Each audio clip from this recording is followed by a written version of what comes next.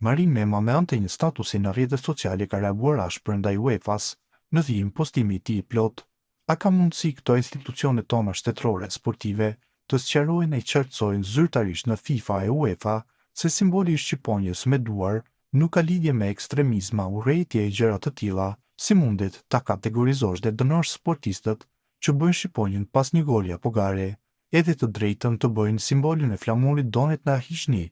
Është simboli flamurit tonë kombëtar dhe kaq, ne jemi shqiptarë dhe kemi të drejtë të identifikohemi si të tillë, përkundrazi, të dënosh sportistët se festojnë me simbolet e tyre identitare është fyerje, e duke qenë se autoritetet flen, mbështes këtë peticion drejtuar autoriteteve të futbollit ku kërkohet të jepet fund kësaj praktike të turpshme, me dënime kundrejt sportistëve shqiptar. Ta nënshkruajmë sa më parë peticionin. Linkun mund ta gjeni në rrjetet sociale të gazetarit të famshëm Marin Mema. Federata Shqiptare e Futbollit ka nxjerrë në shitje biletat për ndeshjen e fundit eliminatore të kombëtares shqiptare atë ndaj Anglisë në muajin nëntor, ndërkohë ajo që bie në sy veç të tjerave është fakti se ka një rritje të ndjeshme të çmimit të biletave. Në pasporte sektori S, bileta është 35.000 lekë të vjetra, ndërkohë sektori përballa je është 150.000 lekë. Dhe bileta më e shtrenjtë ajo në tribunën VIP W104 është 500.000 lekë të vjetra.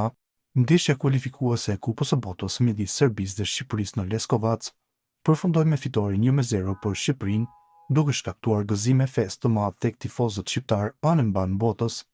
Pas fitores, në Zyrit të Zvicrës, një familje shqiptare u bë viktimë e një sulmi të dhunshëm nga disa tifozë serb. Donika J, bashkëshorti dhe vajza e tyre 10 vjeçare po udhtonin me makinën e tyre, një Mercedes të zbukuruar me flamurin shqiptar, kur pranë një bari u përplasën me një grup tifozësh serb. Papritmas, një yuri vrapoi drejt makinës sonë dhe theu xhamin e përparme me një objekt të fortë, ndoshta me një zinxhir ose rrip. Sobuzat e xhamit fluturuan deri në sediljen e pasme, ku ishte vajza jon, duke shkaktuar tmerr dhe tronditje tek ne. Ajo tregon se nuk mund ta imagjinonte ndonjëherë që një ngjarje e tillë do të ndodhte në Zvicër. Menjëherë ajo njoftoi policinë e Zyrliut, e cila konfirmoi një operacion në zonë dhe regjistroi rastin si dëmtim të makinës. Nuk është hera e parë që në këtë zonë ndodhin incidente të ngjashme pasi tensionet midis tifozëve shqiptar dhe serb janë rritur prej ndeshjes së parë në qershor.